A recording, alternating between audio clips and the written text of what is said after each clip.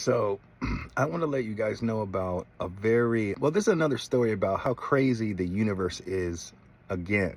So So, crazy. I recently had a conversation with Miles Davis' nephew.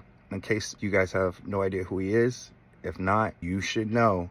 This man is incredible. He has been continuing the Miles Davis legacy and more incredibly. The pieces of work that he has put together is flawless. I'm tagging him in if you have not, but if for those that know, then it's business as usual. How he gets down.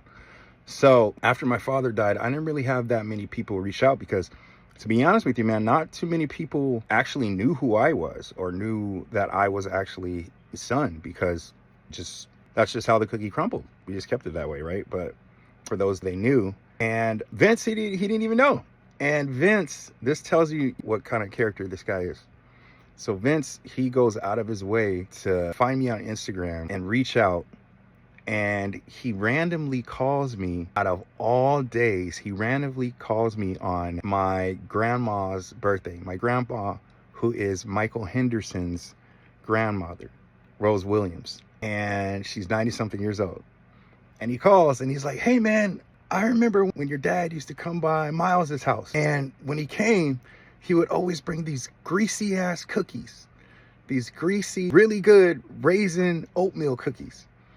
And the funny thing is, that was his auntie.